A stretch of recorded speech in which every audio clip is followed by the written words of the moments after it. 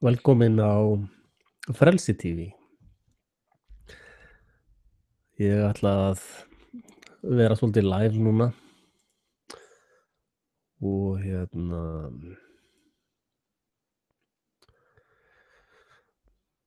og fjalla málefni dagsins. Vona að þið sjáið mig og vídeó. Þið vitið að þið getið kommenta hér undir og haft áhrif á það sem ég fjalla jafnvel. Og það gerir þetta bara skemmtilegra hjá okkur, liveið. En hún hökti nú eitthvað hjá mér tölvan, ég veit ekki hvernig það lítur út hjá ykkur. En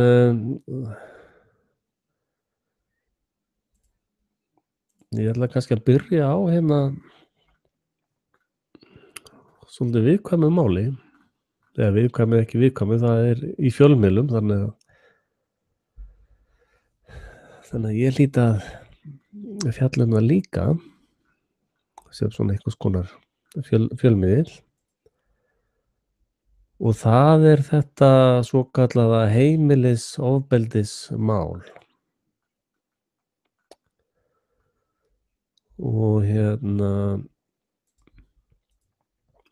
það eru alveg svona klassísk tabúmál sem enginn má helst fjalla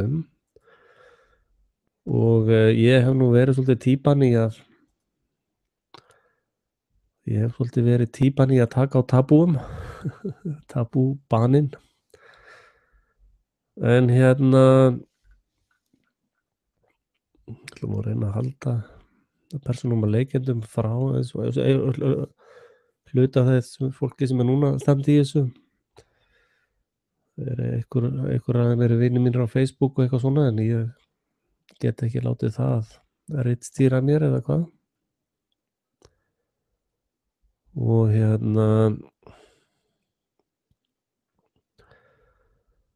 það þessi þetta eilífa leikrit, það sem að kona rópar upp ofbeldi og oft á tíðum það nú erfitt að sjá hvort að það rétt eða rangt. Það bara eitthvað sem konan upplifir eða tjáir sig Þetta gerist nú sjaldnar á hinn veginn. En konur beita karlmenn gríðarlegu ofbeldi líka. Og þá sérstaklega andlegu ofbeldi. En þetta í raun mjög alvarleg mál. Og alvarleg að því leyti að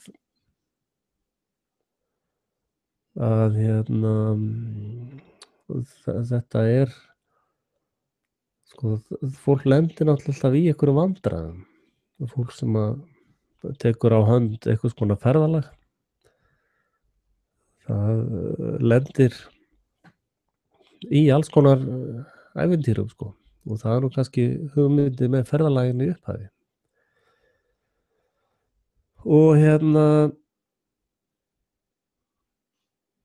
eins og ég segi, ég bara les úr fjölmiðlum. Ég þekki ekki málin í neinum dýpum eða ekkert að taka afstöðu með einum eða neinum eða sérstaklega fjalla þessa persóna eða hina persóna. Ég bara taka svona þessi dæmi sem að blasa við okkur og skoða þau í þessu samhengi. Og ég get líka hreinlega bara vitnað upplifanir í mínu eigin lífi. Það sem að ég hef lent í alls konar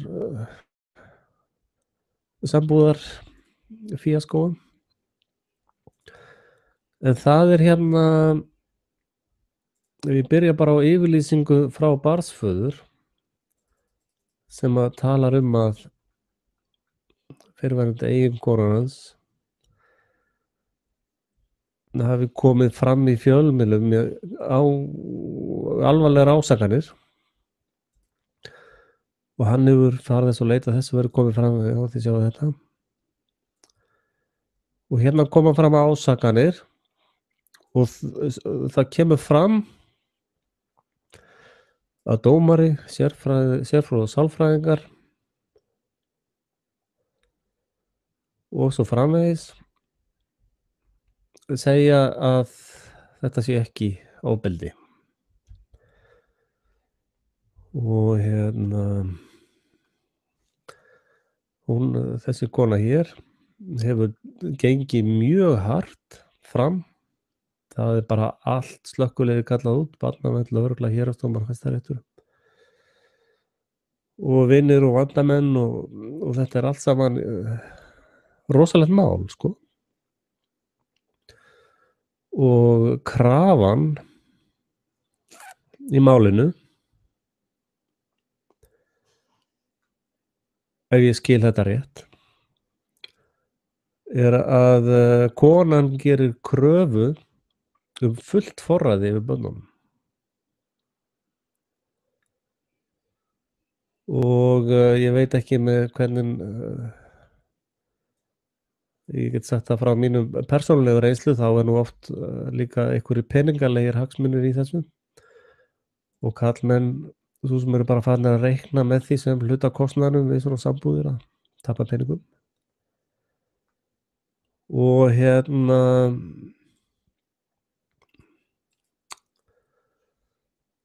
og þessi mál eru í gríðarlega miklum ólestri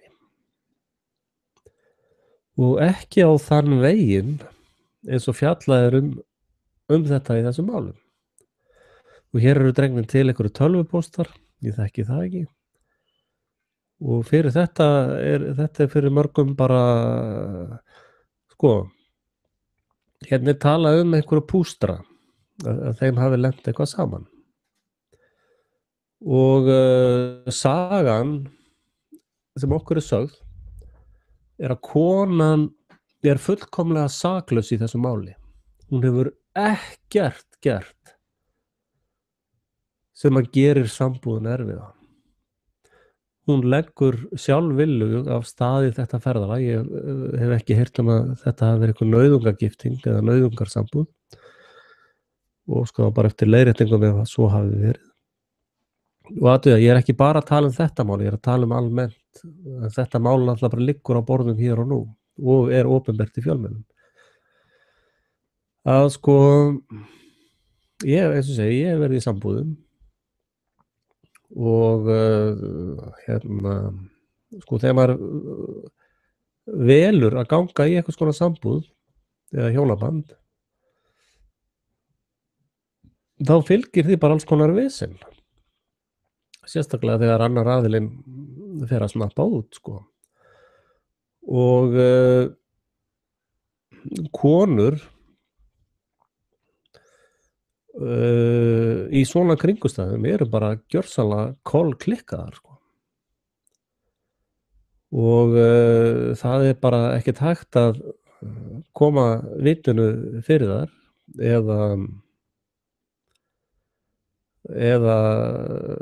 og meira segja umhverfið tekur bara alltaf átómatist undir vælusögur konunnar og öllum finnst bara sjálfsagt að faðirinn sé skilinn eftir eignalaus og barnalaus.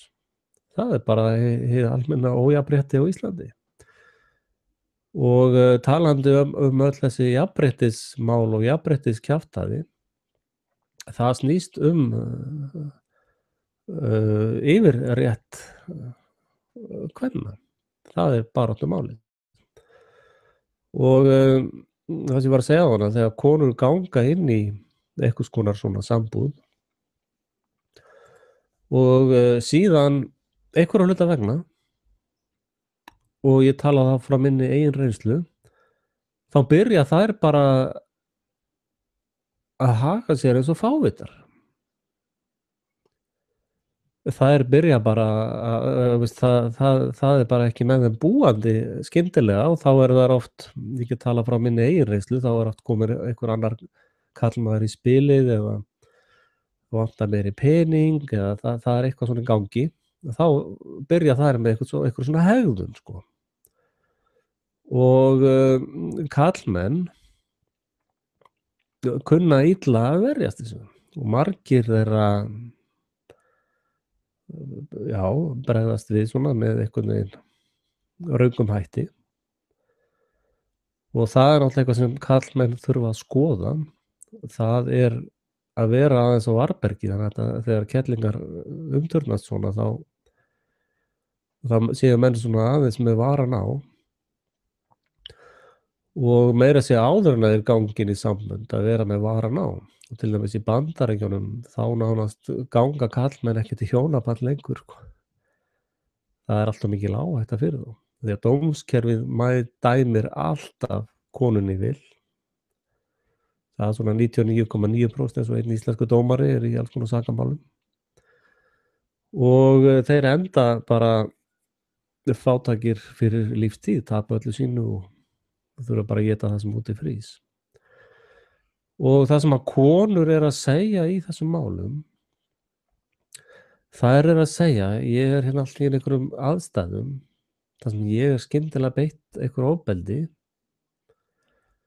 sem að í sumum tilfellum reynist mjög erfitt að sanna. Og ég hef engin áhrif haft á þennan feril. Og við sjáum að konur velja að ganga inn í þetta hjónaband eða inn í þessi sambönd. Konur gera gríðarlega mikla kröfur jafnvel ákveðna peningalega hluti og ákveðna hluti sko. Og síðan kemur eitthvað svona upp á og þá ganga þær jafnvel aftur inn á heimilið, aftur og aftur og aftur. Og sumar konur veit ég hafa gengið inn á heimilið aftur og til þess að ná fram ákveðnum pólitískum og fjárhagslegum stöðum. Og þjóðfélagið spilar alveg 100% með í þessum málum. En hins vegar það sem þessar konur eru ekki að pæla í, það að taka ábyrgð á gerðum sínum, taka ábyrgð á vali sínu og taka ábyrgð á þeim aðstæðum sem upp eru komnar. Og sko konur beita börnum sínum gríðarlega miklu ofbeldi. Og þar get ég tjáð bara út frá minni eigin upplifun. Og ég hef séð til þess. Konur hafa beitt börnum sín gríðarlega miklu ofbeldi. Og það töluvert mikill munur á aðstöðu barns inn á heimili eða aðstöðu fullorðins einstaklings, þá manns eða konum. Að barnið hefur ekkert val. Það fæðist inn í þessar kringumstæður og það valdi í sjálfu sér ekki að fæðast, þannig að barnið meira bara eins og gestur í þessum kringumstæðum sem það hefur ekkert vald yfir. En bæði maðurinn og konan hafa fullt vald yfir kringumstæðum. Og ef að kona til dæmis hrædd að verða fyrir ofbeldi á heimili, þá á hún ekki að ganga inn á það heimili. Og það ofsalega lélegar afsakanir að konur verða fyrir ofbeldi, svo fara þær aftur inn á heimili, verða aftur fyrir ofbeldi, svo fara þær aftur inn, og þetta gengur ekkert upp. Þessi saga gengur hreinlega ekki upp. Og það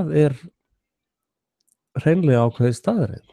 Hins vegar konur, og þá sérstaklega gagnvart drengjum, synum sínum sem eru drengir, og þar vitna ég frá mínu eigin lífi, að það raun alveg rosalegt ofbeldi sem að þær beita. Og bara eins og ég varð fyrir, bara hatur fyrir það að ég var karlmaður og bara virðingarleysi við það. Og þetta kemur nú mikið úr þessum rauðsokku feminista kjaftaði öllu saman. og af minni reynslu þá myndi ég telja að börnum væri mjög hætt inn á heimilum með drengir sem eru einir með konum sem eru inn á þessum línum, ég myndi telja að þeir væri mjög meira hættu. Þess vegna ef ég væri dómari í slíkum málum þá myndi ég frekar reyna að setja drengina til feðranna. En það byggir náttúrulega bara á minni eigin reynslu og ég get svo mikið dæmt í öllum málum, ég er ekki að segja það. En þannig að þetta er algjört rugl og svo ef maður spyr eitthvað fólkið eða konurnar sem eru í þessum ham og þá bara, já, þetta nú bara ekki viðeigandi, sko. Það nú, já, bara ekki viðeigandi. Og eitthvað svona, ætlar þú ekki að sýna henni samstöðu, sem sagt? Það snýst ekkert það. Þetta er ekkert einhver fótboltaleikur, sko. Það er verið að handla með líf fólks og mjög alvarlega hluti. Og valdstjórnir, það elska svona mál. Þetta alveg svín fellur í hendunar á valdstjórnunum. Og þess vegna, þið vitið hvernig er með blaðamenn þegar er eitthvað svona pólitískt agenda í gangi, þá eru ritstjóranir eða kórstjóranir sem allir eru náttúrulega hlutlausir, er það ekki? Það er ekki pólitík í fjölmiðlum með það. Að þá fara þeir að hnusa eftir alls konar svona sögum sem tengjast þessu einhverjum svona sögum af heimilisofbeldi. Og þá eru blaðamenn sendur út á örkin að finna einhver svona dæmi og gera mál úr því. Og og þá byrjar svona fjölmiðladansinn, darraðadansinn byrjar í fjölmiðlum. Og þessu velt upp allir karlmenn eru svín að níðast á konunum sínum og það verður bara að breyta lögum þannig að lögreglan geti vaðið inn á heimilin og fjarlægt kallinn og konurnar sitja eftir með allar eignunar og allt draslið, sko, og öll börnin. Þannig að það er náttúrulega engin hagsmunapólitík í þessu heldur, sko. Þannig að þetta er eiginlega sama aðferða uppskriftafræði og var notuð í Norðmannaeyjunum.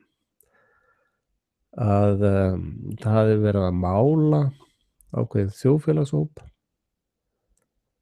í ákveðnum litum og algjörlega tekið úr öllu skynsömu samhengi. Og fólk er að skipta sér upp í eitthvað svona lið með á móti. Sko, það er allir sem að tapa á svona málum, eða þeir sem sem tengjast heimilinu. Fólki sem býr saman, börnin þeirra, ættingjar þeirra, nágrannar, allir, þjóðfélagið, það tapa allir á þessu rugli. Og sko, og ég tek náttúrulega svolítið fyrir aðra hliðina núna því að það er engin annar að gera það. Það leggur engin annar í þetta nema fávitin í það. Að sko, menn verða að horfa á hagsmuni konunnar fjárhagslega og félagslega og gagnvart börnunum. Í raun er eina vitninæstið í málinu sem ekkert er marktakandi á er konan. Það bara segi ég af eigin reynslu og ég sagði nú einhvern veginn sem málsátt að engin maður er eins slæmur og fyrrverandi sambúðar eða eiginkona hann segir. Það er bara ekki til í dæminu, sko. Og þetta er bara orðið þjóðfélagsmein. Og valdstjórnin fílar mjög vel að reyna að hækka ruglstíð á þessu eins hátt og það getur þannig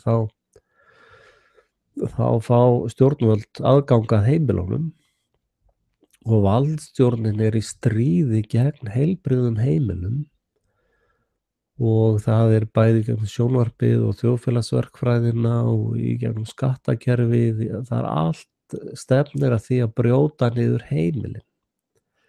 Af því að sterk heimili ógurna svona valdstjórnum eins og eru í gangi núna. Og það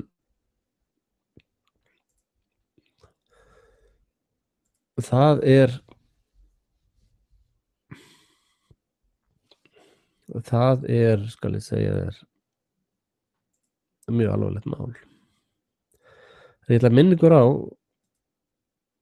að þið getið kommenta hérna undir ef þið viljið að ég fjallum eitthvað eða með einhverja spurningar eða eitthvað. Og þannig að ég vildi bara aðeins fjalla þetta að ég hef verið sakaður svona ofbeldi, heimilisofbeldi, og ég var reyndar þá í aðstæðum sem að ég hef átt að vera löngu búin að koma mér út úr og tengdapabba minn fyrrverandi svona aðeins eftir að óargadýrin voru komin á sitt staðinn. Ég átti reyndar ekki sjálfur börn inn í því dæmi. En hún ásakaði mig eitthvað svona heimilisofbeldi og tengdapabbi, pabbi hennar, gekk í málið og við vorum einhvern veginn að tala svona einhver uppgjör og eitthvað slíkt og það var alltaf gríðarlega mikið fjársvik og fleira slíkt í þeim málum og sem að þarf ekki að koma á óvart af því að þessar konur eru margar í útgerð, þið eru átt ykkur á því. Útgerðar konur, margar hverjar. Og hann sagði við mig, ef ég búin að kanna þetta mál, ég gekk á hana og ef að þú hefðir beitt hana ofbeldi þá væri ég ekki að tala við þig núna. Þá væri eitthvað samræður á milli okkar. Og verið kallinn fyrir það. Það var einhver svona heiðarlegur þráður í honum, þótt að í öðrum sviðum var hann ekki mjög heiðarlegur. Þetta háskólamaður. En þannig að þetta eiginlega bara rugl. Þetta bara, það verið að nota þetta úlfur úr öllu samhengi. Það að sama var með nornaveiðarnar. Sko konur og kallar voru hengd upp í næsta tré eða gálga eða brend á báli fyrir eitthvað svona rugl eins og í gangi hérna. Sko að einhver sé með þá heimsku í höfðinu að trúa því að þegar tveir eru svona alvarlegum deilum að þá sé bara annar aðilinn, það bara heimska. Og eins og ég segi, ég var mjög brotinn eftir konu, móður mína, sem fór mjög illa með mig og það tók mig 30 ára að vinna mót því, 20-30 ár. Og því miður þá hafði það áhrif á val mitt að ganga í svona alls konar sambúðir eða samhengi. Og þannig að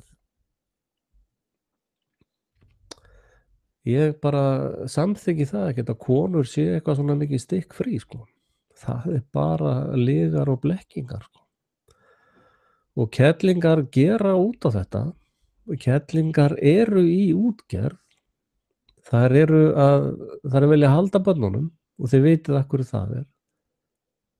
Það að því að ef þær halda börnunum þá fá þær íbúð hjá félög og alls konar styrki og skattaívilnanir.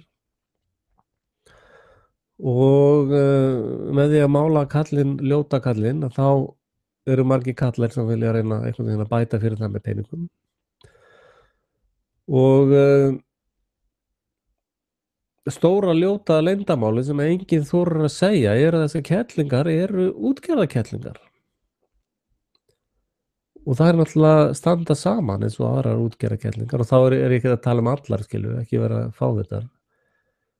Þú veist, ég get allavega af minni reynslu talið upp nokkuð margar sem voru í útgerð, og ég sá það eftir á og þetta var bara peningaútgerð, sko. Og talandi um vændislögin og allt það, að þetta er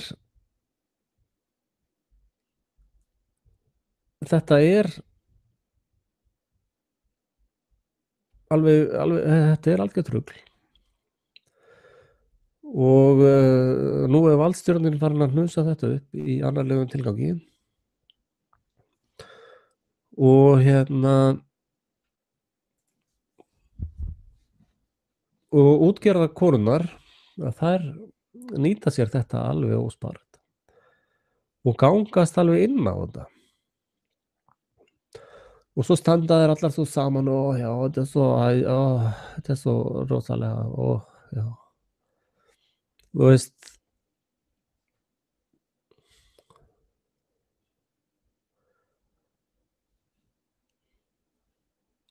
það ég veit ekki hvort að það eru óbúslega margir sem sjá í gegnum þetta tabú og þetta rugl og þessa krafa á karlmenn að þeir séu bara einhverju róbótar, sko. Og núna er náttúrulega miklu meira af strákum eins og mér, eða körlum eins og mér sem hafa verið alin upp á konum. Það er gríðarlega vont ofbeldi sem að þær beita. Og karlmenn sem lenda í svona mæðra ofbeldi, þeir þurfa nokkrar sambúðir til þess að jafna sig, sko, eða svona að vinna sig út úr því. Sem er náttúrulega versta leiðin til þess að vinna sig út úr því, ég átta mig á því. En það er eiginlega enginn sem að segir hreint út hvernig málin eru. Og ég kannski að reyna að gera það hér og nú. Að sko í þessu kettlingafræði þjóðfélagi þá þurfa karlmenn að finna sjálfa sig áður en þeir ganga í einhverja sambúð. Og og þetta er bara eitt stórt rugl og konur eru alveg jafn sekar fyrir þessu rugli eins og einhver aðrir. Og þetta fórnarlamba leikrit þeirra er orðið þreytandi og langt frá sannleikanum. Og þið sjáið bara eins og í þessu máli sem eru svona miklar hagsmunir og miklar kröfur í frammi, þá hljóta menn að sjá að það er eitthvað tengsl þar á milli. En nóg það. ESB. Ég var spjallað með ESB. Hvað segir það? Það er nú ekki margir að horfa núna. Það er sorglegt. Það horfa það bara fleiri seinna á þetta. En þetta ESB-mál, það er náttúrulega búið að vera eitt allserjar skúespil. Það er bara þvílíkt leikrit. Það er maður bara ekki séð annað eins vitleysu. Og eins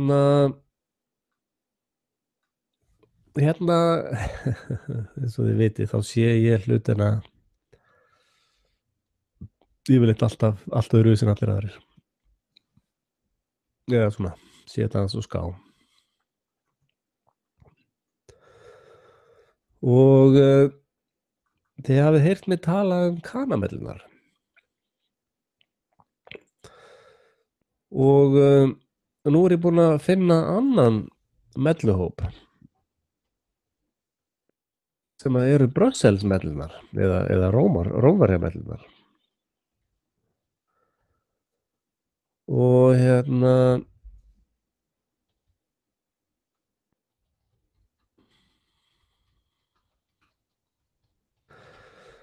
Þið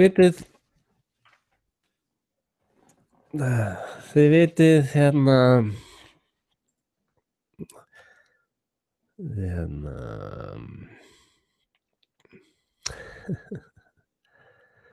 mellurnar, blessaðar mellurnar, sem eru bara fólk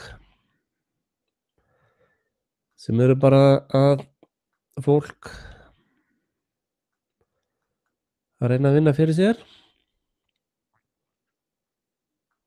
en við erum með semst Kana-mellurnar og Róma-mellurnar eða ESB-mellurnar,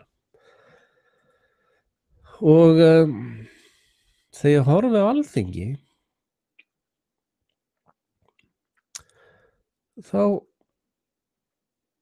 minnir það mig alltaf svolítið á svona eins og maður sé í bíómyndum, þar sem að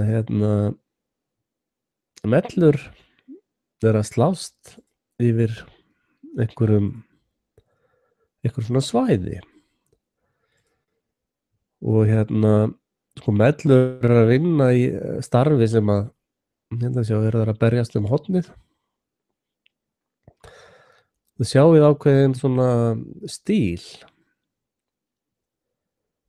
þið sjáið svona líkamstjáninguna og orðbragðið, og ég ætla ekki að hafa hljóð á þessu en þegar við séum þetta í bíómyndum, sko, þetta er reyndar raunverulegt,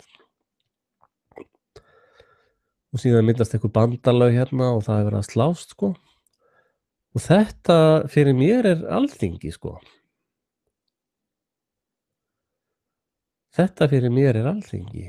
Það er verið að berjast um seðlabankastöðuna eða seðlabankaráðið eða sko þessar kettlingar eru náttúrulega með, þessar mellur eru með fjárhagslega hagsmuni, og allir á Alþingi eru með fjárhagslega hagsmuni, sko. Og alþingismenn sem þetta ráða næstþýðingu, það er seðlabankinn og skuggavaldi sem ræður öllu, að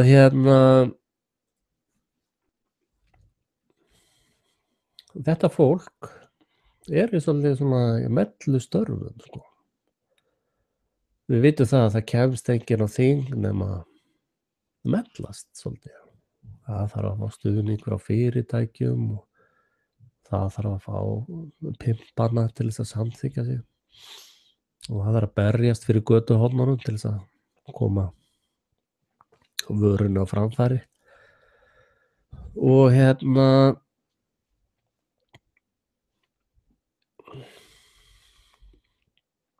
þannig að ég sé þetta alltaf sem svona melluslag götuhorn, og þeir munu nú með þess að ráðherra í ríkisstjórn, vinstri ríkisstjórn, samfylkingakona, þið munið það birtist við hana eitthvað myndskeið þar sem hún var nú að færa einhverjum kveðjurnar, sko. Ég getur nú fundið það sjálf. Þórunn eða eitthvað sem var með það. Og þegar ég heyrði það og sá það, þá kom þessi mynd upp í hugan hjá mér.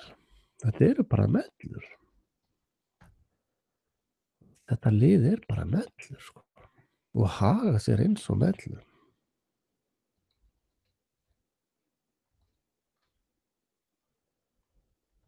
Þið munið hvað hún heitir. Hún fór síðan það var frægt, hún fór í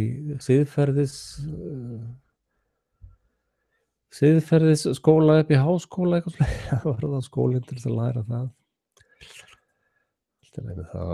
En ég veit ekki hvort þau eru sammálaði, en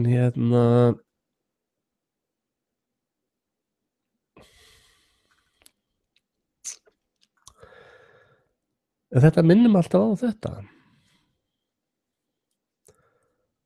og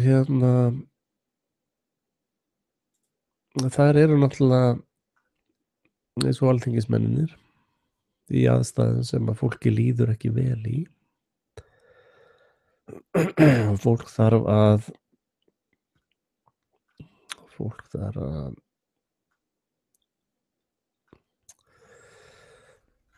fullt af svona, ég ætla ekki að fara að spila fleiri svona melluslagsmálamyndir en þetta er náttúrulega myndlíkingar hjá mér þegar áttu ykkur á því en það eru Kana-mellurnar sem eru IMF mellur og svo eru Evrópubandalagsmellur og eiginlega engar rússamellur á Íslandi og rússnesku pimparnir hafa ekki náð að koma sér almennilegum mellum á Íslandi kannski maður hægt að sækja jobbið svona ef maður vill vera mella en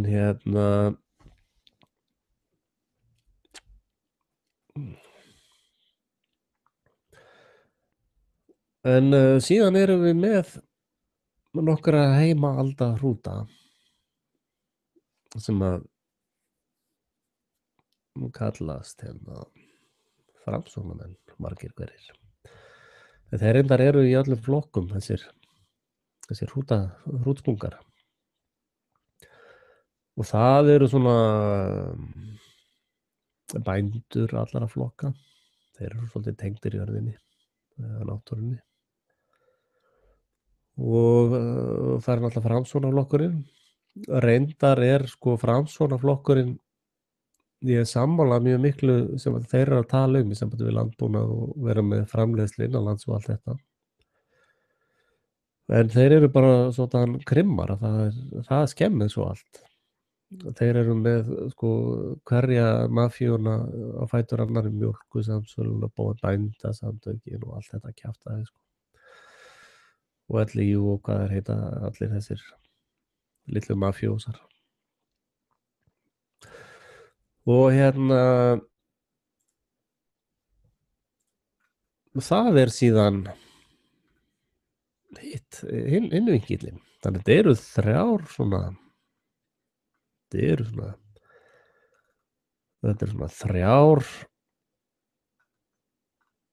þrjár deildir eða svona 3 hópar einn hópurinn er Kana-mellurnar það er mikið í Sjálfstæðisflokknum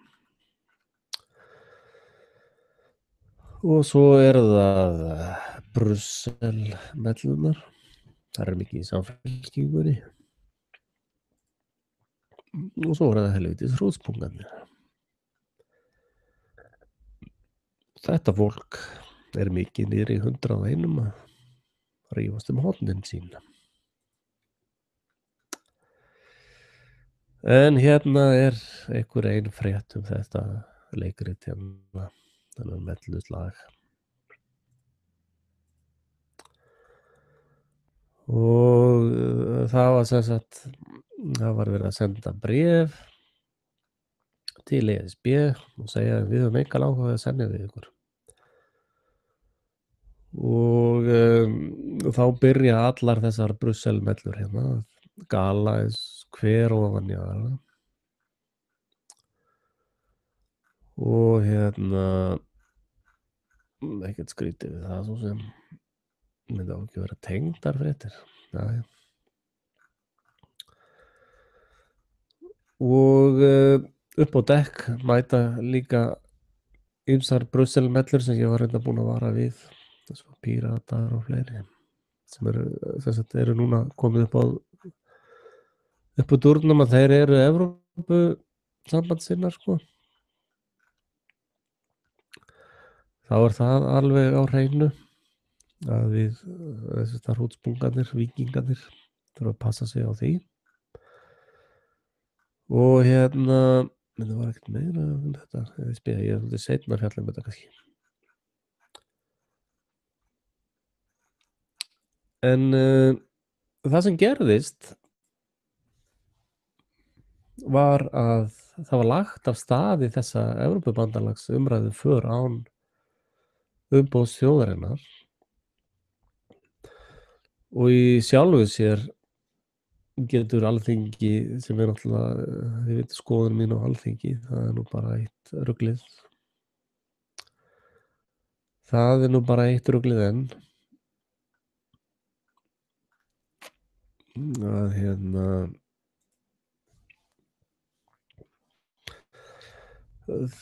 sko Alþingi er náttúrulega bara vitleysa sko. Þar er ákveðið, ríkisstjórn fyrrverandi tók ákvörðun að ganga eða sækja aðild að ESB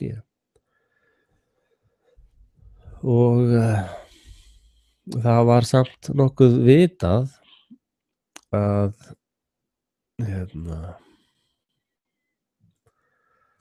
það var nokkuð vel vitað að þjóðin vildi ekki gangi í ESB. Það höfðu skoðanakannir sýnt í mörg ár og engin ástæða að ætla að það hafi breyst. Og fyrrverandi ríkisstjórn ákveður að fara í þessa heimsku för. Síðan eru kosningar og það eru kosnir 2 flokkar eða einhverju flokkar eru kosnir og síðan kemur ný ríkisstjórn. Voru þær kosningar falsaðar náttúrulega eins og allar aðrar kosningar. Þetta líður allt saman gjörsamlega umboðslaust. En allavega mæta þarna næsta gengi að mellum niður á Austurvöll og byrja að slást hornin sín. Og þessi ríkisstjórn absolutt vill ekki tala við hroðan í austri, eða ekki? Eða í Brussel. Þeir vilja ekkert við þá tala. Og þá fara að koma upp kröfur að núverandi ríkisstjórn sem hefur engan áhuga á þessu og hefur enga samstöðu, hefur engar forsendur til þess að halda þessu viðræðum áfram og hefur gerð krafa á þá að þeir haldi viðræðum áfram að því að síðasta ríkisstjórn sagði það. Og síðasta ríkisstjórn lagði af stað í ferðina hálfumboðslaus. Jæja. Það er alltaf að aukast heimskan sem verður að bjóða okkur. Það er það kemur nú ekki dæmisaga í hugan strax þetta. En þetta er, ef ég tek þetta svona, þetta er eins og í fyrra hjólabandi, þá var stunduðu alltaf svona kynlíf og svo giftir einhver sig aftur og þá kemur upp krafa frá fyrrverandi maka að það verði haldið áfram að stunda samskonar kynlíf og var gert í fyrra hjólabandi. Þetta er bara svona dæmi sko. Og svo fara þessar kanamellur alveg á hvolf sko. Og þið sjáið ef þið horfið á vídeófundina líkamstjáninguna og stóru orð, þetta alveg bara svona. Ég man þegar fyrrverandi seðlabanka dræsa var einhver þingsetning, hún var bara eins og illa gerður hlutur á þingpoltinu og bara já þessi maður er bara svo tala einhvern forsætisráðherra eða einhvern fráðherra. Þetta lið bara er ekki í lagi sko. Þetta lið er bara alvarlega sjúkt. Eða þetta fólk er í sjúklegum aðstæðum eins og mellur að slást götuhorn.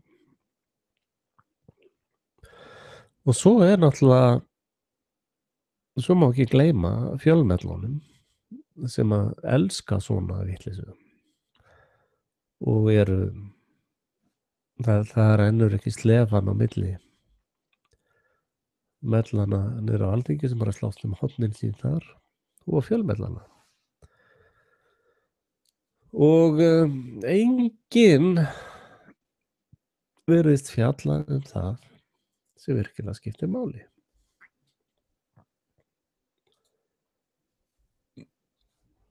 Og það er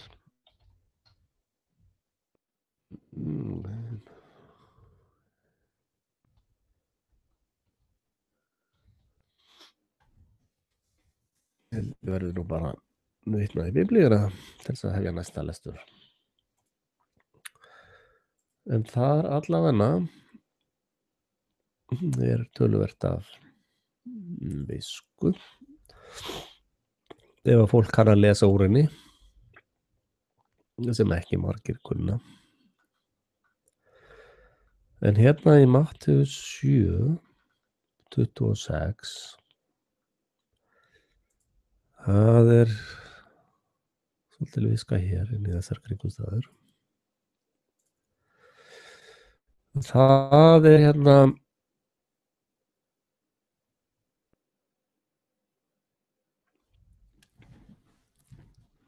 já. Það byrjum hérna bara í 24. Hver sem heyrir þessi orð mín og breytir eftir þeim, sá er líkur hyggnum manni er byggði hús sitt á sandi. Nei, hús sitt á bjargi fyrir ekki.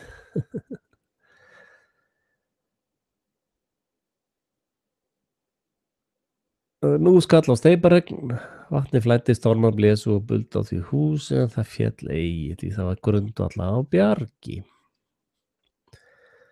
En hver sem heyrir þessi orð mín og breytir ekki eftir þeim, sá er líkur heimskum manni er byggði hús sitt á sandi. Steyparegn skall á, vatni flæddi, stormar blésu og buldi á því húsið. Það féll og fall þess var mikið. Og hérna við sjáum bara að þegar að hrunið kom, þegar Lehman banki féll, að hérna þá hrundi allt á Íslandi. Þegar það var allt saman byggt bara á sandi. Þessar mellur sem að er að slást hornin sín og Alþingi hafa enga visku. Og eina sem að þetta fólk hefur er heimska. Og ég ætla aðeins að reyna að útskýra þetta betur. Hérna Píratar er nýr stjórnmálaflokkur sem allir eða einhver 20% af 800 manns elska.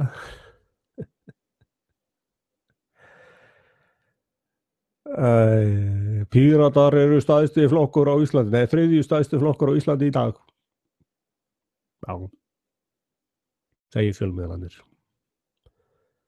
Ég gerði mér nú smá fara að lesa hvaða tölur voru þarna bakvið, þá var þetta hringt í 1000 manns, 200 manns svöruðu ekki. Og 800 manns svöruðu, út úr því kom eitthvað svona rugl. Og ég voru að segja ykkur áður, það er allir símar og öll heimili á Íslandi hleruð, þannig að þú getur bara búið til lista með hvaða niðurstöðu sem þú vilt og láta hringja hann út. En það sem ég ætla að segja í þessu samhengi var að ég var að tala við Pírata eina ferðina enn og ég er alltaf að kritisera Pírata, hans að potta svona í þá. Sumir hafa farið, sagt upp vináttur á Facebook og bara sagt mér upp, sem er allt í lagi. Ég læt ekki Facebookina ritstýra Frelsi TV, þannig að ef þið viljið segja mér upp þá gerið það bara. En Píratar trúa því að þeir sé að breyta einhverju. Píratar trúa því að þeir sé að breyta Íslandi eða eitthvað svona. Og það er hrein heimska. Það er bara hrein heimska. Sko, ég ætla að lesa þetta fyrir ykkur aftur. Því ég er ekki sannfærður að allir hafi náð þessu.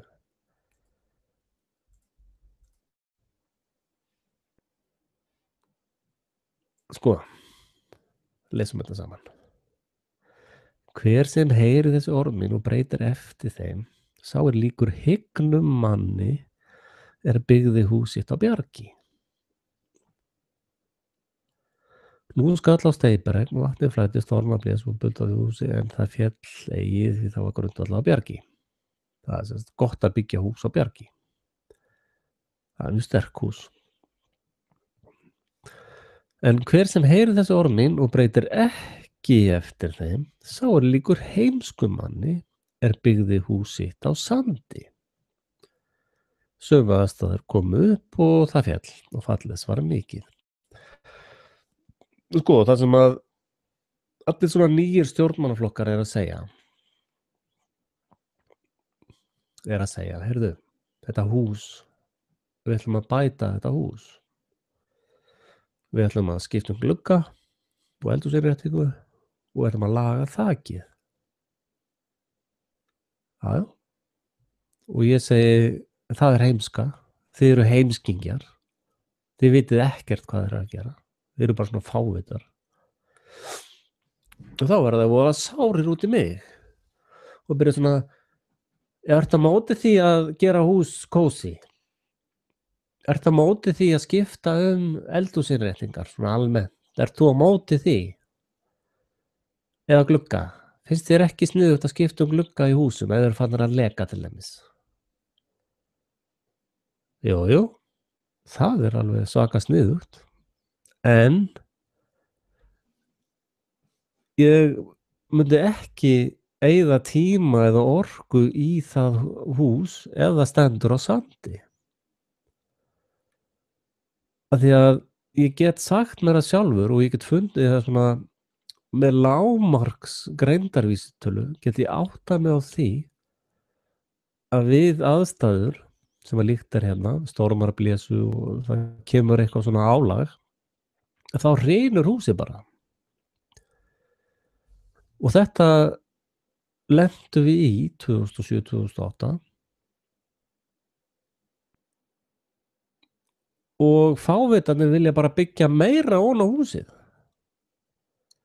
En það enginn að spá í, þetta hús stendur á sandi. Það mun bara falla aftur og aftur og aftur og aftur. Og hugsanlega þetta hús með þess að hugsanlega með vilja sett á sand til þess að falli. En hérna, það sem að ég að tala og það sem ég að pæla, þess vegna vill enginn tala við mig því að ég náttúrulega að horfa til framtíðar. Ég segja, hörðu, sjá hérna síðast þegar kom smá vindur, þá hrundi allt draslið. Og ég að segja, hörðu, við þurfum að skoða á hverju þetta hús byggt. Við þurfum að skoða grunninn. Þetta byggt á sandi eða þetta byggt á kletti? Og það nennir enginn að tala það. Það allir svo uppteknir að velja eldhúsinnréttingu og gluggatjöldin og eitthvað svona sem að heimskingjar sem skilja ekki muninn að byggja hús á bjargi og byggja hús á sandi. Nenni ekki að pæla í eins og og hérna þess vegna verð ég svo svakalega þreyttur oft á þessum viðræðum við alla þessa heimskingja. Því niður, ég verð bara að segja það sko. Og þið sjáu bara það einhver örfá 100 manns hort á stjórnarskrá hugmyndirnar mínar. Enginn að pæla í þessu sko. Hundleiðilega pælingar. Og hérna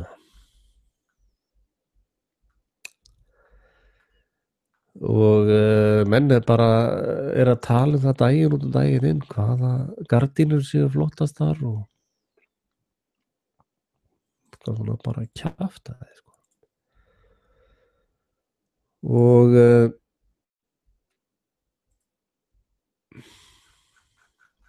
það getur verið rosalega þreytandi sko.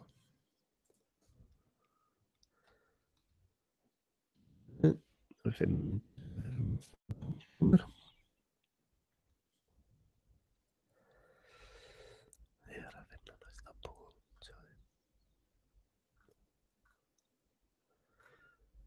Hérna, já, hún ekki öll að finna. Hérna,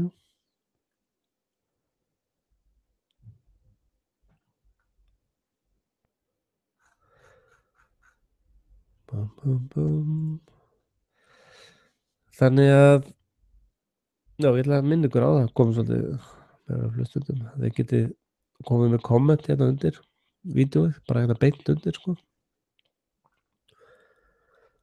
Og hérna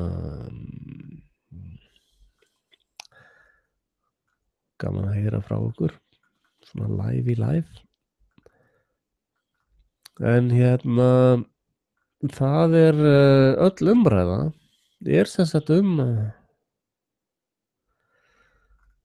umræðan snýst hvaða gluggatjöld við ætlum að hafa í húsinu á næsta ári. Og það er í mínum huga hrein heimska. Og reyndar gengur til dæmis Mr. Einstein lengra á skýrgreina sem geðveiki. Að vera sífellt að gera sama hlutina aftur og aftur og búast við annarri niðurstöðu. Og það er því niður það sem er í gangi. Og þess vegna þolir eiginlega enginn, fólk er svo upptekið í hlutum sem skipta akkurat engu máli. Bara fólk er algjörlega týnt í því. Þess vegna er ég að segja að það þarf að skoða grunninn. Og þeir sem hafi fylgst með mér eru búin að sjá náttúrulega stjórnarskrána mína. Búin að lesa hana og nei. En hérna kemur eina mínum frægu óskiljanlegu dæmisögum. Að hérna sjáu þið heiminn og tré og gras og engi.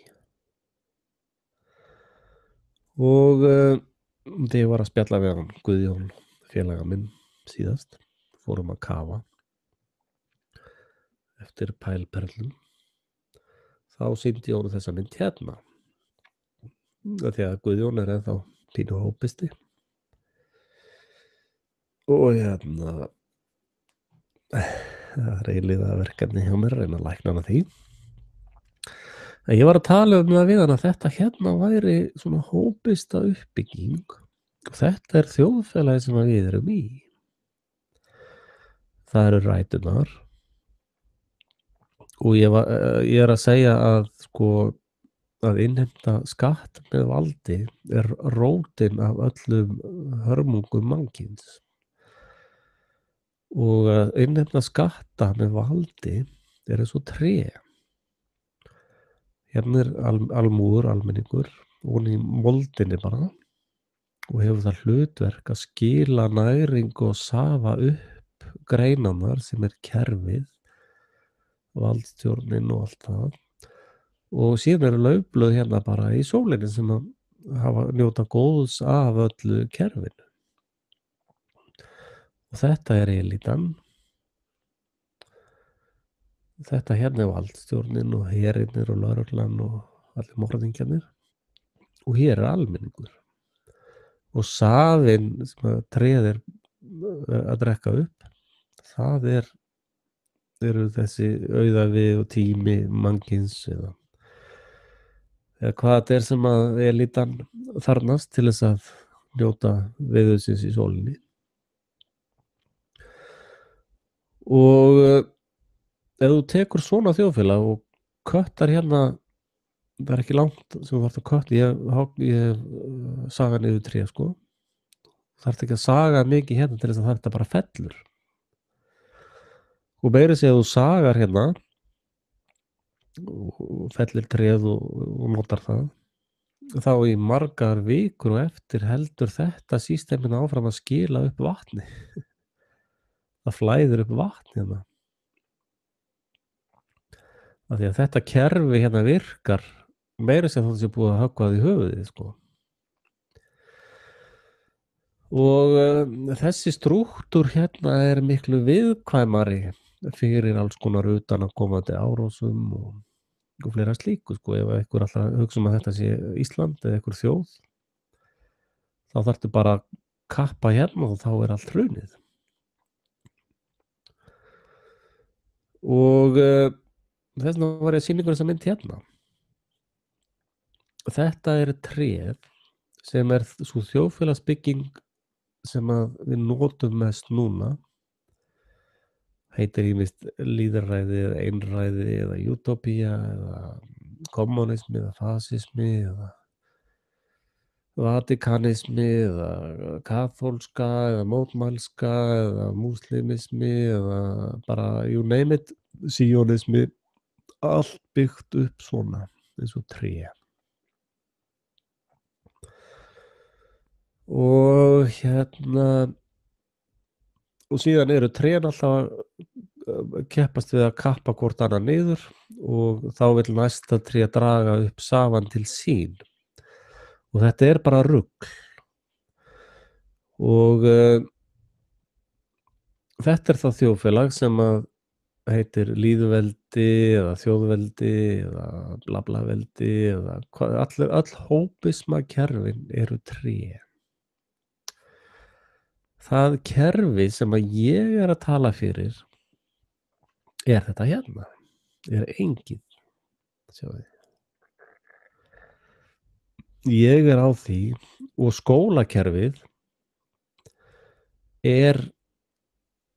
gegnir sama hlutverki og DNA, ekki það ég segja staðfesta DNA sé til, ég held að það sé nú einhverjar ýkjusögur í því, en það einhver fræðsla sem að flyst með fræinu yfir í næsta tré, þannig að tréð byggist aftur upp.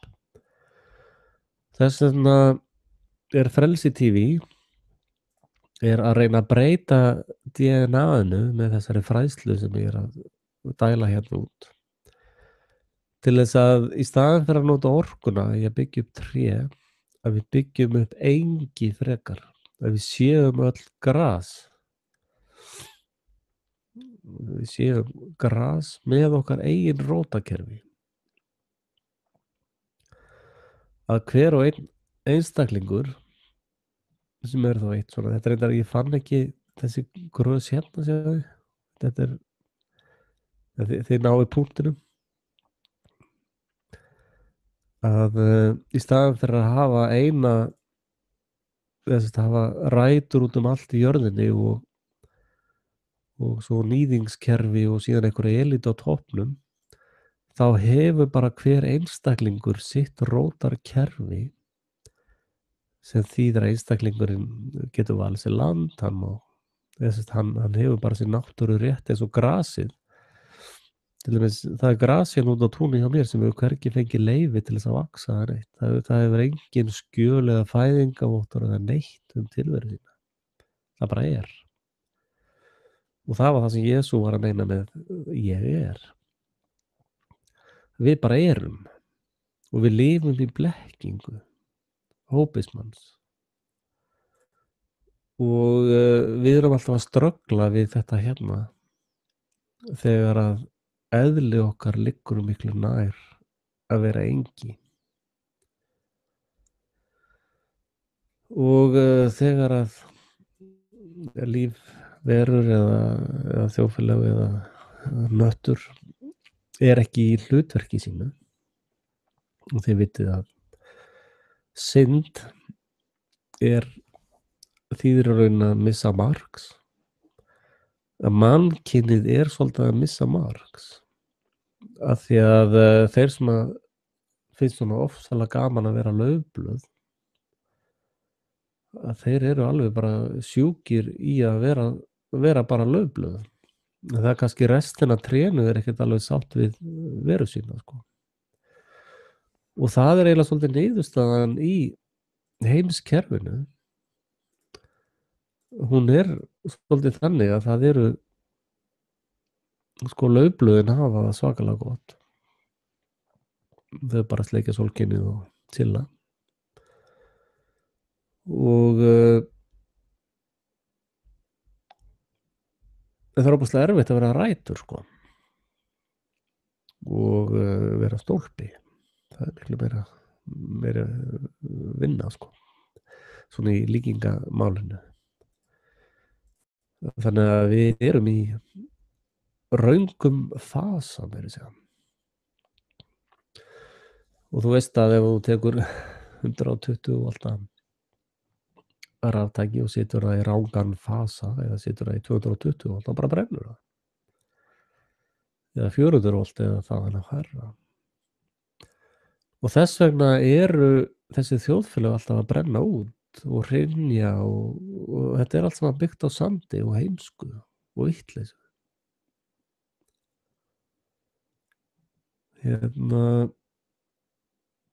Þetta er bara vitleysa.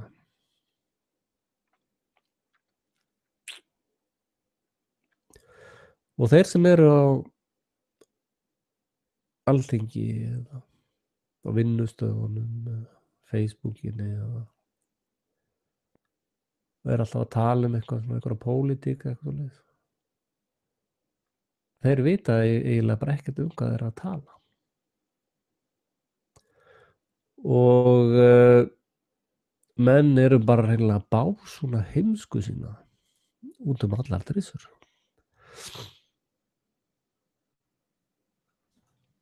Sem er svolítið sorglegt sko. Að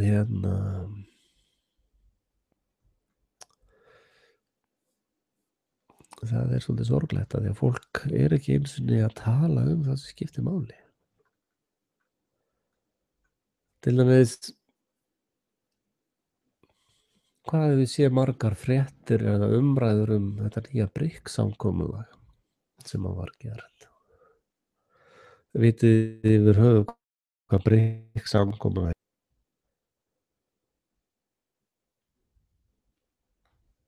Ég er nú spurt sem að vera svona að tala einhverja pólitík. Ég var að spurja og hefur heyrt BRICS? Nei? Hvað er það?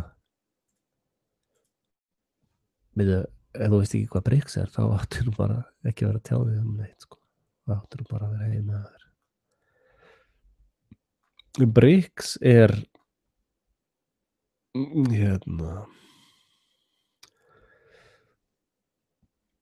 sem sagt Brasilía, Rússland, Indland, Kína og Suður Afrika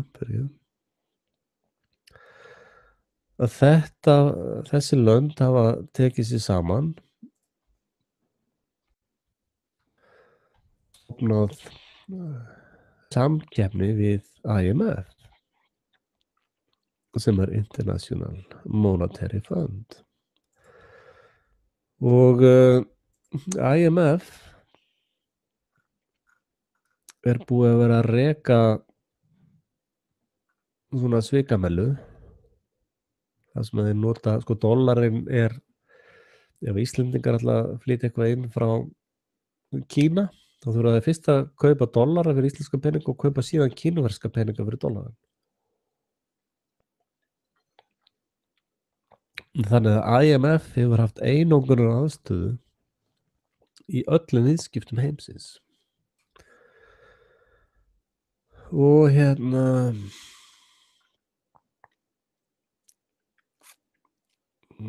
hvað er þetta lið sem ræður öllu? Og þeir hafa verið að stunda það í 100 og eitthvað ár. Það var hefur IMF verið að stunda það að steypa þjóðum í glötur, í miklar skuldir og þeir hafa gjörsamlega misnotað aðstöðu sína og það traust sem þeir var sýnt af heiminum og megið þeir hafa ekkert nema skömm fyrir þessi fávitar að þjóðir heimsins eru semst bara búin að gefast upp á þessari mafíu og ákveðu því að starta BRIC og það höfðu nú smærri spámenn reynt þetta eins og hann Saddam Hussein Gaddafi, þeir voru búin að reyna að stofna, þeir vildi ekki lengur taka við klósettpappírspeningum fyrir olíuna sína. Þeir vildi fá eitthvað raunverulega verðmæti á móti og BRIC byggir einmitt á því. BRIC byggir á því að þjóðir skiptast á vörum, segjum bara Íslendingar selji til Kína fyrir 100 og kaupi tilbaka fyrir 80, þá í lok árs eða einhvers tímabils þá skilar Kína Íslendingum þessum 20 í gulli, í gulli. Þannig að með BRIC-samkomulaginu, sem að því virðist vera, nær því að vera það sem heitir honest money eða heiðarlegir peningar. Að því að IMF svona Ponzi svikamilla. IMF skipuleg svikastarfsemi og Íslendingar eru undir hælnum á þessari glæpa mafíu í dag. Og þannig að þetta eru svakalega góðar fréttir fyrir heimsbyggðina. En þessar fréttir ekkert sagðar á Íslandi. Það enginn að segja ykkur þessar fréttir nema alltaf Frelsi TV. Og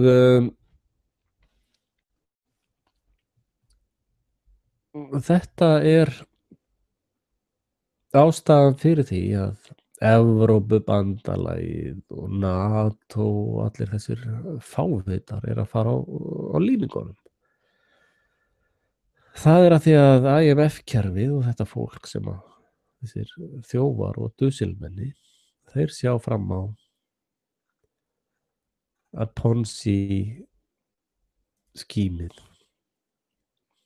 fer að enda. Og þið vitið það að menn sem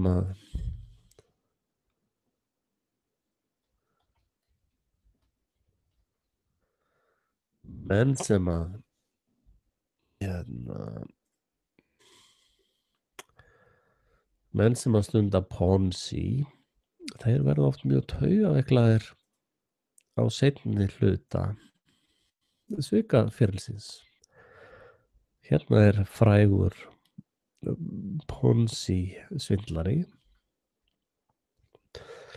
Hann var með svona fyrirtæki og Ponzi svindl þýðir það að svipa á keðjubréf. Sem að þú leggur inn í eitthvað sjóð, eins og alltaf íslensku lífeyrissjóðina til dæmis. Hérna Charles Ponzi sem fann upp þetta svindl. Að þú leggur inn í eitthvað sjóð 9 eitthvað svona, eitthvað sjóð bara, lífeyrissjóðin, lífeyrissjóð Verslunarmann eða eitthvað. Og þeir taka alltaf hluta af innflæðinu til þess að gera ákveðna aðila mjög hamingjusama. Það meira að segja íslensku lífeyrissjóðirnir hafa ekki gengið svo langt. Þeir skila engu, þeir stela bara öllu, sko. En IMF dæmið svona Ponzi svindl og dollarinn svona frat peningar, sem þýðir að það allt saman að falla á hliðina og þá verða þjóðir yfirleitt mjög pist, sko. Og í gegnum alla mannkynssöguna þegar svona stór fiat kerfi fara á hausinn, fiat money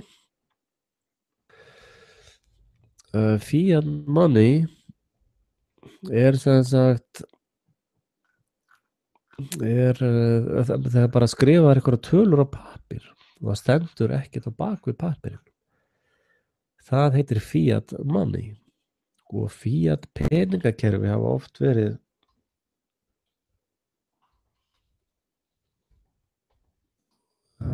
verið hérna stundu. Þetta er ekkert fyrst skipti sem það gerist, sko. En hérna er dæmið um eitt frægasta svona. Reyndar er þessi peningur rándýr af því að hann er minningagripur. $100 trilljón. Og þú gast ekki keypt þér brauðsneið fyrir það, sko. Að svona enda allir pappírspeningar, allir Fiat peningar enda í svona, það bara hækkaðar einhverja tölur hérna. Og þetta er svona bara eins og falsaðar ávísanir, sko. Að á meðan einhver tekur við ávísunum þá gengur vitleysan áfram, en það stendur ekkert á baku það. Þetta er bara einhver skrifar einhverja tölu á blað og that's it, sko. Og það er það sem þessi brikkgaurar er að segja. Þeir eru að segja, sko, ef að þú kaupir olíu þá þetta koma eitthvað í staðinn, fisk eða lýsi eða eitthvað, skilur. Þú getur ekki bara komið með einhvern skeinipappír með kúknum þínum á og sagt ég ætla að fá hérna helikopter fyrir þetta, sko. Þetta fólk hérna segir bara nei, við ætlum að hætta þessu rugli. Þessir hérna fávitar eru bara búnir að vera. Og þar komum við einmitt inn á þetta hérna. Ráðherra segir að virða beri sjálfstæði og fullveldi landamæra Úkraínu. Það hann er náttúrulega bara að segja þetta. Ég veit ekki hvort hann er með rýting við bakið frá IMF eða hvernig það er. Nú er það blessu fjallkonan okkar. Við ætlum ekki að hafa fjallkonan okkar á horninu. Hérna er utanríkisráðherra okkar, ég reyndar sammála kallinu með að slátra þessu ESB-rugli, sko. Gott hjá honum. Hérna er hann að tala um hérna er hann alveg að tala bara í rugli, sko. Að IMF er náttúrulega bara yfirtaka Úkraínu út af til þess að starta stríði við Rússland. Og það er það sem þetta hérna öll Fiat kerfi þegar þau fara á hausinn og sama er með alls konar svona ponsigöra, þeir svona þegar þeir sjá fram á að svindlið gengur ekki lengur, þá hérna þá fara þeir í alls konar þá eru þeir mjög hættulegir, sko. Og í gegnum mannkynssöguna, eða Fiat Money er hérna, þá fara ríkisstjórnir í stríð. Og það er lausnin. Það er endatablið á svona svikastarfsemi. Það er að fara í einhverja heimsstyrjaldir eða eitthvað svoleiðis. Og það er bara nákvæmlega eins og þið munið 9/11 atburðinn. Að 9/10 daginn áður. Þar var Donald Rumsfeld frammi fyrir þingnefnd og var beðinn um að útskýra af hverju bókhaldi stemdi ekki í Pentagon. Það vantaði, hvað var ekki, $2 triljónir sem vantaði í bókhaldi. Og hann sagði bara nei, ég ætla ekki að útskýra þetta fyrir ykkur, ykkur kemur þetta ekki við, sko. Og daginn eftir 9/11 þá flugskeyti í Pentagon og sprengdi skrifstofuna sem var að vinna í þessum málum og að sönnunargögnin voru þessa peningavöntun var sprengt í loftu og fólki sem var að vinna í þessum málum var drepið. Og þess vegna sjáum við hergögn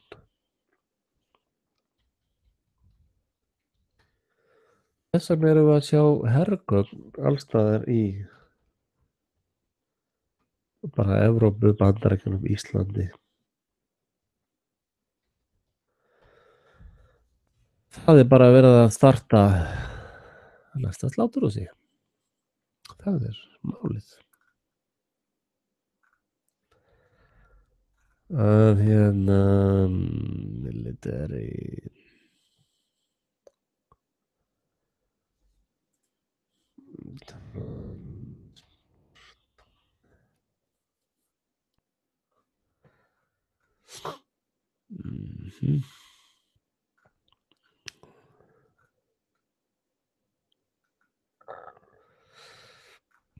Já, ég finn nú ekki góð, jú, þetta er kannski allt í lagi. En allavega, þá sjáum við að það er bara að vera að vinna því í dag og nætu, flytja hernaðargögn til Noregs, það er verið að flytja þetta til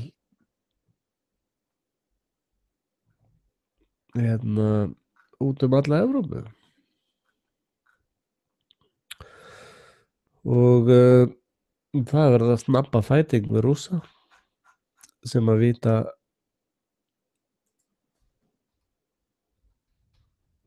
svo sem hvað er í gangi.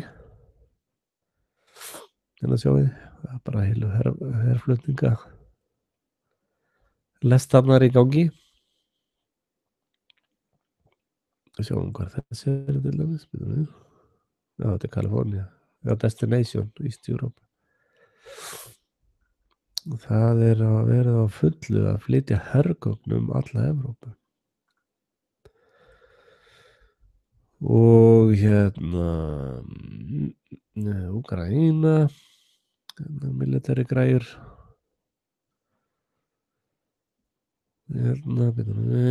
NATO koma sér fyrir.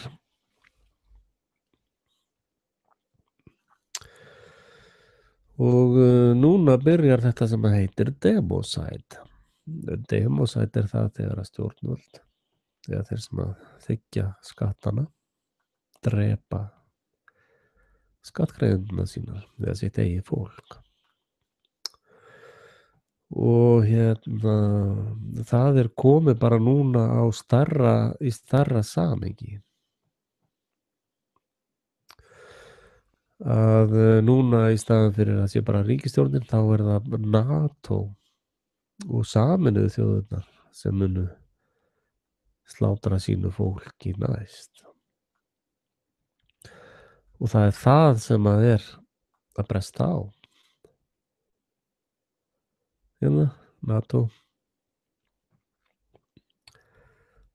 NATO sko.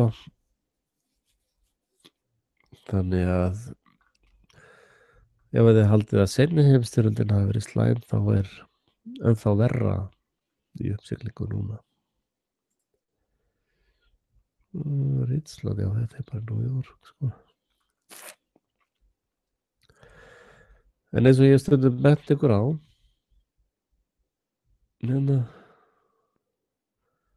Þýskalandi, skreytirakar í Þýskalandi,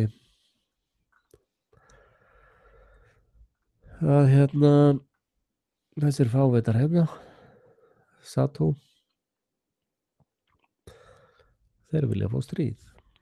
Þeir vilja fara að drepa Evrópubúa af því að þetta peningakerfi þeirra er að hrynja.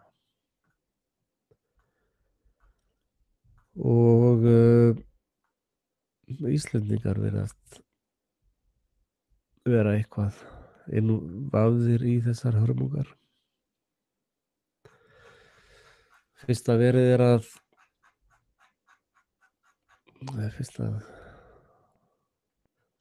sjáum við að Norway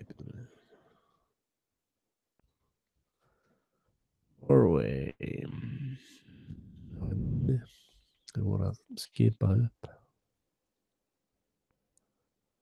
Hvað er þetta í Noregi?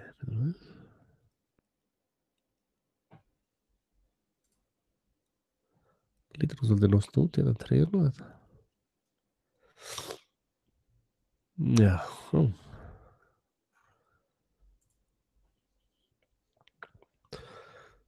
en það birtust nú einhverja svipaði myndir frá Noregi. Þegar ég sá það líka með eigin augum að þeir voru að stafla upp hergögnum 1,5 tíma fyrir utan Oslo. Þannig að maður hlýtur að spurja sig af hverju er enginn að tala þetta?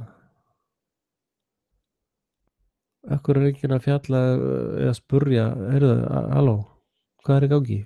Á að fara í stríð? Já, af hverju? Já, Norðmenn í Afganistan, sko. Norðmenn eru með töluvert af stríðsglæpum á bakinu og Danir því miður, þá lítur það þannig út. En Norvíts, já, í Afganistan. Og við sjáum að á Íslandi þar er verið að þjálfa hermenn, sko. Já, greiðlega mikið af Norðmönnum í Afganistan greinilega. Þeir hafa enga rétt til þess að vera þar. Þeir eru þar í ólöglegum tilgangi til þess að venda ópíumið, eins og ég bara hvað sagt frá. En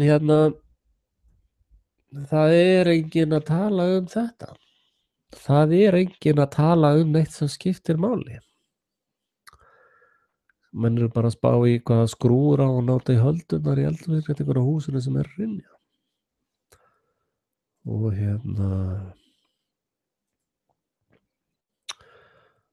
þetta er náttúrulega bara eitt stórt rugl. Og Úkraína, ég gerði nú sér vídeó um Úkraína, þannig að það er ekki að gera það. Taka það fyrir aftur, sko. En þetta er allt saman bara lygar og vitleysa. Og það sem skiptir Íslendingar til þess mestu máli er að koma þessu ESB og EES og öll þessum útlensku áhrifum úr landi, að koma, ég vil til dæmis ganga svo langt að losa okkur við bandaríska sendiráðið og það ísraelska, hætta samskiptum við þessar þjóðir. Og við þurfum að hafa tök á okkar náttúru og landbúnaði og fiskimiðum, og við þurfum að vera með innlenda matvælaframleiðslu sem er ekki uppfull af eitri og bara sækja okkur ferskan mat. Og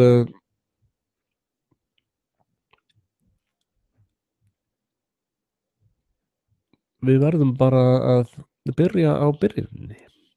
Við verðum að byrja því að finna eitthvað bjarg sem byggjandi er á. Af því að segjum bara Pírata til dæmis. Segjum að þeir fá meirihluta í næstu ríkisstjórn. Það skiptir bara ekki máli. Þeir hafa ekki völd. Það er Seðlabankinn sem ræður öllu. Allt sem að fólk er að kvarta undan, akkur það vill gangi í Evrópubandalagið, kjörin og vextirnir og krónan og þetta og hitt og bla bla bla bla. Þetta er allt saman í Seðlabankanum. Og það sem er í gangi er það sem heitir full spectrum criminality. Sem að sagt, glæpurinn er svo stór að þú nærð aldrei utanum hann og þú nærð aldrei að leiðrétta hann. Og glæpa mafían, skipulögðu glæpa samtökin eru háskólasamfélagið, ríkisstjórnin, læknasamtök eða læknarnir og allt þetta lið, lögfræðingarnir, dómstólarnir, lögreglan. Þetta lið er allt saman í mafíu sem að snýst það einfalda hlutverk að draga næringu upp tréð til laufblaðana. Og það þjóðfélagsmunstur er alltaf þannig að það er bara lítið brot, laufblöðin sem að njóta hamingju. Og restin er bara í einhverju rugli, sko. Og þetta er framkvæmt með þessum Seðlabanka og bara eins og með peningum, ég meina, skiptir einhverju máli ef þú fær 20% launahækkun ef að krónan er felld 30%. Þú tapaðir 10, sko. Og það er það sem er gert í Seðlabankanum. Þetta er fullkomin svikabilla. Og það er bara að fara að þreyta mig og pirra mig þegar fólk að tala að byggja stærra hús á sandinum, sko. Ekkert vandamál á meðan það logn. En stórt vandamál þegar, segjum að brjótist út stríð og kom ekki matur til Íslands í einhver mánuði eða einhver ár. Og hvað ætlum við að gera þá? Og það í raun enginn að tala af neinu viti. Og og ég náttúrulega bara að tuða einhverja villsíðu sem að mér finnst, sko. Ég enginn allsherjar sannleikur alheimsins, sko. Það ekki þannig. Ég sé suma hluti mjög skýrt og menn halda mjög fast í það að vera vera hópistar. Fólki líður vel í hópistadrullunni sinni. Og það verður bara þannig að vera. En við eigum eftir að fá alveg rosalega mikið að svona það er allt að fara til helvítis núna. Og það verða falskir fánar hægri vinstri, stór hætta á að verði falskir fáni á Íslandi. Og það verið að plana einhver fíaskó fyrir Ísland, við getum alveg bókað það.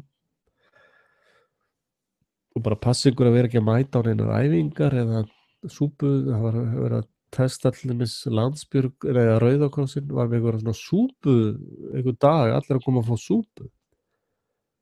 Come on, þið þurfa að sjá í gegnum svona atburði, sko. Og þið þurfa að átta ykkur á því að bankar og sjúkrahús eru hernaðarstofnanir. Þetta eru kontrólstofnanir til þess að hafa kontról á fólki og drepa það ef það er erfitt að kontróla það.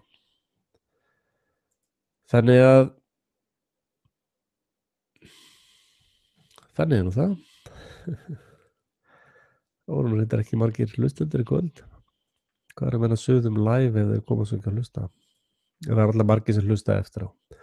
Þessi live hafa verið að ná einhverjum 200 árum sem er mjög gott með hvað eru lang og þetta er erfitt námsefni sem ég að dæla hérna út. Og því miður hefur það nú sannast aftur og aftur að ég hef nokkuð rétt fyrir mér atburði og þau öfl sem í gangi og hvað gerist næst. Og vakningatíminn stuttur fyrir Íslandinga. Það verið að plana verri hluti fyrir Ísland heldur við höfum lent í hingað til. Og það verið að skera allar ræturnar undan Íslendingum. Þetta eru bara einhverjir rótlausir heimskingjar sem að fljúka með vindinum. Og þannig bara það. En ég hvet ykkur til þess að finna lífshamingjuna í látunum, í ástandinu. Það þegar að risaeðlurnar voru að berjast, hafi það einhvern veginn verið til. Þá var sagt að kakalakkarnir komist af, mjög vel af. Það á meðan að risaeðlurnar voru að hrynja og deyja, þá þurftu kakalakkarnir svo lítið til þess að lifa. Og þeir voru snarri í snúningum. Þannig að við þurfum bara að passa ykkur að þið verði ekki fyrir að bara færa sig þegar það að slást til dauða þessar risaeðlur. Og þar eru í dauðatíjunum þessar IMF risaeðlur. Það verður einhver flugveldasýning þegar þær deyja út. Og passið ykkur á Kana, Rómar og Fjölmellunum sem að hlaupa strætótorg að selja blíðu sína. það eru manneskjur sem að krefjast þess að vera kallaðar hæstvirtar og háttvirtar og yfir háttvirt og superbest og eitthvað svona sem segir nú allt sálarástand þeirra einstaklinga.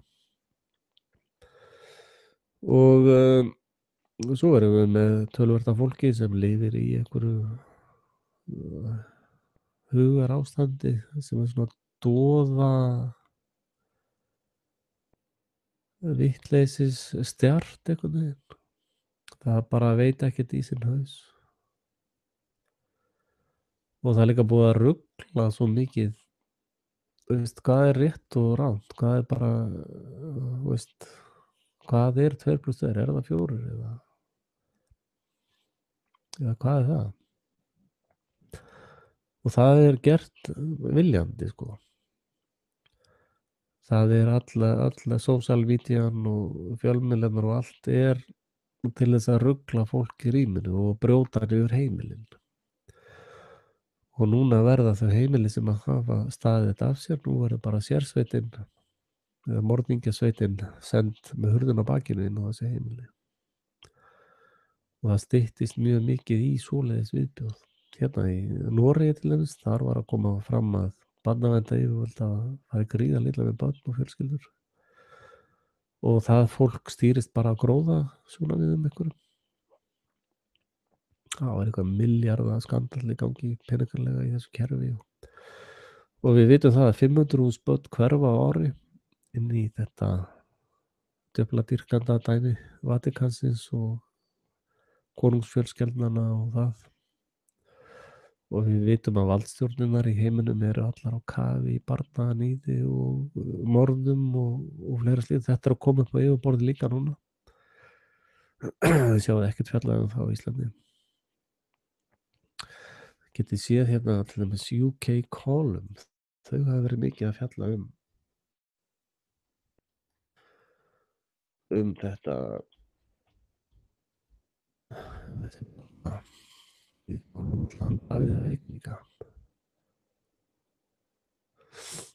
hann hefur verið að opinbera þetta líka.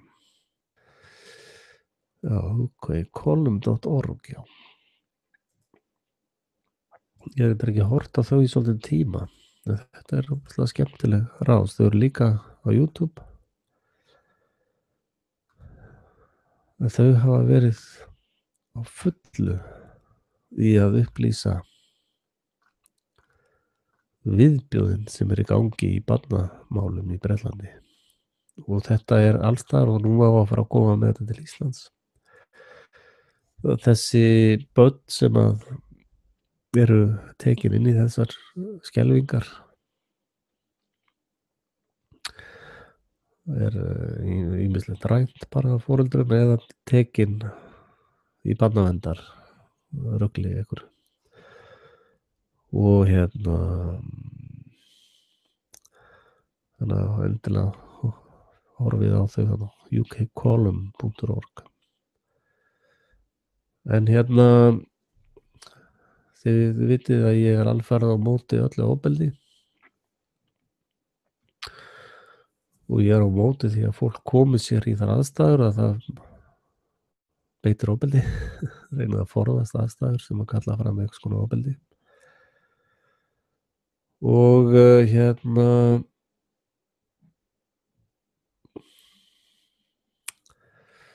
já, reynið að